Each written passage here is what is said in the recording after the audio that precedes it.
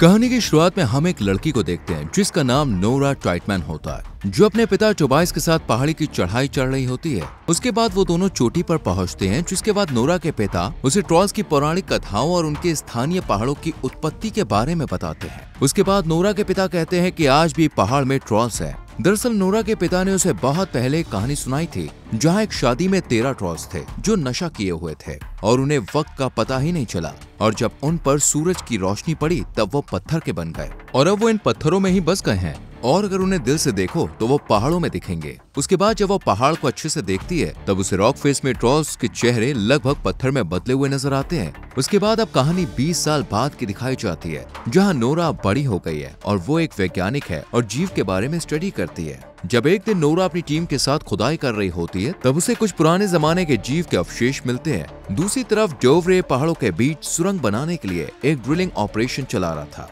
वो लोग bomb blast करते हैं, जिसके कुछ देर के बाद वर्कर्स को कुछ दिखाई देता है और फिर एक बड़े विस्फोट के कारण कई श्रमिकों और प्रदर्शनकारियों की मौत हो जाती है। अगले सीन में मिलिट्री कमांडर एक मीटिंग रखते हैं, जहां कई वैज्ञानिक भी आए हुए होते हैं। उस मीटिंग में नोरा को भी बुलाया जाता है। उधर प्राइम मिनिस्टर का एडवाइजर भी होता है, जिसका नाम एंड्रेस होता है। उसके बाद वो लोग वहाँ के वीडियो को देखते हैं जो हेलीकॉप्टर से शूट किया गया था। उस वीडियो को देखकर नोरा को लगता है कि ये कोई जानवर के पैरों के निशान है जो काफी बड़े होते हैं। उधर बैठे बाकी साइंटिस्ट को लगता है कि ये कोई स्टॉर्म या फिर कुछ और होगा। तभी वहाँ पर एक लड़की आती है और उन्हें एक और वीडियो दिखाती है जिसने टनल के पास प्रोटेस्ट कर रहे लोगों को शूट किया था। उस वीडियो में उन्हें कोई क्रिएचर दिखता है जिसे देखकर सभी डर जाते हैं। दूसरी तरफ हम एक बूढ़े कपल को देखते हैं जो बैठकर शाम की चाय पी रहे होते हैं। तभी उनका कुत्ता भौंकने लगता है, जिसके कुछ देर के बाद उनका घर जोर जोर से हिलने लगता है, जिसके बाद वो अपने घर के अंडरग्राउंड टनल में चले जाते हैं। उसके बाद बाहर बहुत जोर जोर से हलचल होने लगती है और जब दोनों कुछ देर बाहर जाते हैं तब वो देखते हैं कि उनका घर तबाह हो चुका है। अगले सीन में नोरा और पीएम का एडवाइजर, जिसका नाम एंड्रेस होता है, उन दोनों को उस कपल के पास भेजा जाता है ताकि वो स्टडी कर पाए वहाँ पे क्या हुआ था।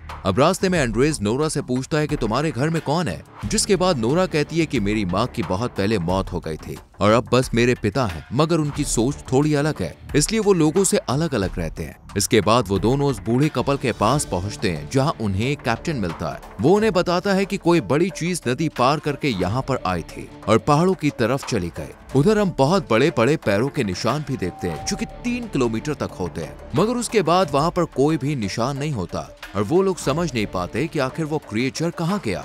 जिसके बाद नोरा और एंड्रेस उस बूढ़े कपल से मिलते हैं जो काफी डरे हुए थे। वो औरत बताती है कि उसने किसी की अजीब सी आवाज सुनी थी, जैसे कोई काफी दुखी था और वो रो रहा हो। जिसके बाद नोरा एंड्रेस और कैप्टन को अपने पिता के पास ले जाती है, क्योंकि उन्होंने पहाड़ पर काफी टाइम से रिसर्च की हुई थी। उसके बाद नोरा अपने पिताजी के घर जाती है, जहाँ ट्रॉल्स की कई तस्वीरें थी। उसके बाद नोरा के पिता उन सबको बताते हैं कि आज से कई साल पहले पहाड़ों पर जब कंस्ट्रक्शन हो रहा था तब उन्हें वहाँ पर कुछ चीज दिखी थी और ये बात गवर्नमेंट को पता थी, मगर उन्होंने इस बात को सबसे छुपा दिया और ये बात नोरा के पिता को पता चल गई। इसलिए उन्हें पागल साबित करके पागल खाने में डाल दिया गया ताकि ये बात और किसी को ना पता चल सके। उसके बाद नोरा अपने पिता को वीडियो दिखाती और कहती है कि आज भी पहाड़ों से कुछ निकला है और उनको यकीन था कि ये ट्रॉल्स ही होंगे। दरअसल ट्रॉल्स को हर कोई बस एक कहानी मानता था। उसके बाद नोरा अपने पिता के साथ उसी जगह पर आती है जहां पैरों के निशान थे और वो पत्थर मिट्टी को अच्छे से देख रहे होते हैं। उधर एंड्रेस और कैप्टन को लगता है कि ये पागल है जो ट्रॉल्स की बातें करते हैं, जो असलियत में है ही नहीं। दरअसल नोरा के पिता को पौराणिक प्राणियों के वास्तविक आधार के अस्तित्व में अपने विश्वास के कारण अपनी प्रोफेसरशिप खोती थी। उसके बाद नोरा के पिता पहाड़ों की खोज के बाद एक टोपोग्राफिक एनोमली की पहचान करते हैं और गलती से एक 45 मीटर के यानी 148 फीट के ट्रॉल को जगा देते हैं, जो खुद को पहाड़ पर छुपा रहा था, जो दिखने में काफी खतरनाक होता है। जिसके बाद वो सभी हेलीकॉप्टर में बैठकर वहां से निकलते हैं और रिकॉर्ड करके साइंटिस्ट्स को सबूत के रूप में दिखाते हैं। और जब साइंटिस्ट इसे देखते हैं तब उनके होश उड़ जाते हैं कि आखिर ये कौन सा जीव है। अगले सीन में एंड्रेस, कैप्टन और नोरा के पिता साइंटिस्ट के पास जाते हैं, जहां वो प्राइम मिनिस्टर और बाकी अफसर को बताते हैं कि ये ट्रॉल्स है, मगर वो लोग उनकी बातों पर विश्वास नहीं करते। उधर नोरा प्राइम मिनिस्टर से कुछ वक्त मांगती है ताकि वो इस चीज पर रिसर्च कर सके, मगर वो कहती है कि हमारे पास अब उतना टाइम नहीं है। उसके बाद प्रधानमंत्री को लगता है कि ये क्रिएचर लोगों को नुकसान पहुंचा सकता है, इसलिए वो कैप्टन के नेतृत्व में एक सैन्य अभियान की व्यवस्था करते हैं। उसके बाद जब कैप्टन जा रहा होता है तब नोरा उससे रिक्वेस्ट करती है कि हम तीनों को भी अपने साथ ले चलो, तुम्हारे काम के बीच में हम नहीं आएंगे, जिसके बाद वो उन्हें साथ ले जाता है। उसके बाद कैप्टन अपनी सेना को लेकर उस जंगल में जाते हैं जहां मिलिट्री उन्हें ट्रोल्स की लोकेशन बताती है। उसके बाद सभी आर्मी के लोग टैंक और आधुनिक हथियार लेकर अपनी जगह ले लेते हैं। उधर नोरा साइड में खड़ी होती है, तब उसके पिता उसके पास आते हैं और कहते हैं कि तुम्हें वो कहानी याद है कैसे मिट्टी और पत्थर से बने हुए ट्रोल अपनी फैमिली के साथ झुंड में भटकते थे। नोरा कहती है मुझे सब कुछ याद है। तभी आर्मी के लोग दूरबीन से देखते हैं कि ट्रोल्स जंगल से आ रहे होते हैं। तभी वो वहीं रुक जाता है, फिर उनको फायर करने की परमिशन मिलती है, जिसके बाद आर्मी फायर करती है लेकिन उसे कुछ भी नहीं होता। उधर नोरा के पिता उन्हें फायर करके ट्रोल्स को उकसाने से मना करते हैं, जिसके बाद आर्मी के लोग चारों तरफ से उनके ऊपर हमला करते हैं। उसके बाद ट्रोल को गुस्सा आता है और वो आर्मी के ऊपर अटैक करते हैं, जिससे कई लोग अपनी जान गंवा देते हैं। उधर नोरा और उसके पिता एंड्रेस और कैप्टन पेड़ के पीछे छुपे होते हैं। उधर एक जख्मी सैनिक भी होता है जो क्रिश्चियन होता है। तभी एक ट्रोल उसे पकड़कर अपने मुंह में डाल लेता है, जिसके बाद नोरा के पिता कहते हैं वो स्मेल कर सकता है कौन क्रिश्चियन है। जिसके बाद वो ट्रोल्स के पास जाके उसे शांत करते हैं और वो अब उनकी बातों को समझता है। तभी दूसरी आर्मी के लोग ट्रोल्स के ऊपर हमला करते हैं, तब वो टैंक को खत्म कर देता है। तभी उसके पैर से नोरा के पिता को चोट लगती है और वो जख्मी हो जाते हैं। उसके बाद नोरा आती है। उधर ट्रोल उन्हें देखकर दुखी हो जाता है कि मानो वो ऐसा बिल्कुल नहीं चाहता था और वो वहां से चला जाता है। उधर नोरा के पिता अपनी आखिरी सांसें गिन रहे थे। वो नोरा से जाते वक्त रॉयल पैलेस और घर ये कहते हैं और उनकी मौत हो जाती है, जिससे नोरा टूट जाती है। अगले दिन नोरा पौराणिक कथाओं पर रिसर्च करती है और उसे पता चलता है कि ट्रोल्स को चर्च की घंटियों की आवाज बिल्कुल भी बर्दाश्त नहीं है, वो सह नहीं पाते इसे, इसलिए वो उन पर हमला करते थे। जिसके बाद नोरा प्राइम मिनिस्टर और आर्मी जनरल से कहती है कि ट्रोल्स को रोकने के लिए वो चर्च की घंटियों का यूज करके साउंड से हमला करें, जिसमें एंड्रेस और कैप्टन भी उनका साथ देते हैं। जिसके बाद पीएम उन्हें एक चांस देती है। अगले सीन में नोरा आर्मी के साथ निकल जाती है। वो हेलीकॉप्टर में घंटियां लगाती है और ट्रोल्स के पास जाकर हेलीकॉप्टर को उनके चारों तरफ घुमाया जाता है, जिनकी आवाज सुनकर वो बेकाबू हो जाता है और अपने कान को बंद कर लेता है। यहाँ गुस्से में ट्रोल्स हेलीकॉप्टर के ऊपर हमला करके उसे खत्म करता है और जब इस हमले में एक बच्चे की जान जाने ही वाली थी तभी वो उसे बचा लेता है, जो कि काफी हैरानी की बात थी। अब ट्रोल्स नोरा को देखता है और वहाँ से चला जाता है। ये सब हमले के बाद अंतर्राष्ट्रीय समाचार आउटलेट्स ने न्यूज को उठाया और इसे वर्ल्ड लेवल पर पब्लिश किया। अगले सीन में नोरा को मिशन से बाहर कर दिया जाता है। दूसरी तरफ ट्रोल नॉर्वे की राजधानी ओस्लो की ओर बढ़ता है, जिसके बाद पीएम और ऑफिसर्स की मीटिंग होती है और फैसला लिया जाता है कि अब आर्मी ट्रोल्स के ऊपर मिसाइल से हमला करेगी। अगले सीन में पीएम पब्लिक से कहती है कि शहर को पूरी तरह से खाली किया जाए।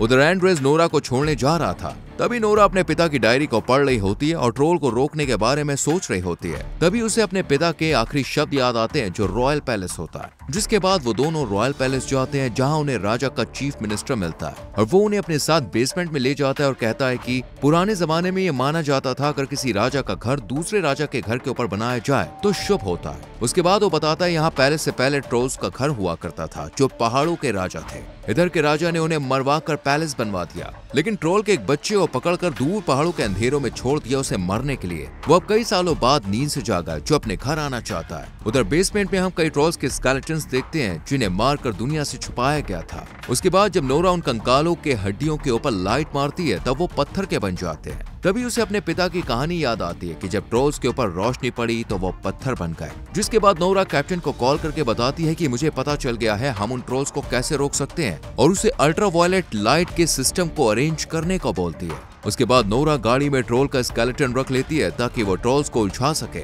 उधर आर्मी के हमलों का ट्रोल के ऊपर कोई भी असर नहीं होता, इसलिए अब पीएम मिसाइल इस्तेमाल करने की परमिशन देती है। और ये बात जब नोरा और एंड्रेस को पता चलती है, तब एंड्रेस अपने दोस्त को कहकर गुप्त सरकारी सुविधा में से ट्रोल पर बमबारी में देरी करने के लिए कहता है और उसे हमले करने को रोकने के लिए सेना के सिस्टम को हैक करने को कहता है। दूसरी तरफ कैप्टन अपने साथी सैनिकों को ट्रोल के लिए जाल बनाने के लिए कहता है। उधर एंड्रेस के दोस्त ने सिस्टम को हैक कर लिया होता है, जिसके बाद नोरा और एंड्रेस मिलकर उस कंकाल को लेकर उस ट्रोल को दिखाते हैं और फिर वो उसे देखकर उनके पीछे पड़ जाता है। और जब नोरा गाड़ी तेज चलाती है, तभी वो कंकाल नीचे गिर जाता है। उसके बाद ट्रोल उस कंकाल को उठा लेता है और रोने लगता है, क्योंकि उसका अब इस दुनिया में कोई भी नहीं बचा है। तभी उसके हाथ से वो स्केलेटन भी गिरकर टूट जाता है, जिसके बाद वो गुस्सा हो जाता है और फिर नोरा की गाड़ी का पीछा करता है। जिसके बाद नोरा गाड़ी को भगाते हुए कैप्टन के पास पहुंचने वाली थी, तभी ट्रोल इनको पकड़ने वाला था, इसलिए वो दोनों गाड़ी से कूदकर अपनी जान बचाते हैं। दूसरी तरफ मिलिट्री के लोग को पता चल जाता है कि किसने सिस्टम को हैक किया हुआ है, जिसके बाद वहां फिर से मिसाइल एक्टिवेट कर दी जाती है।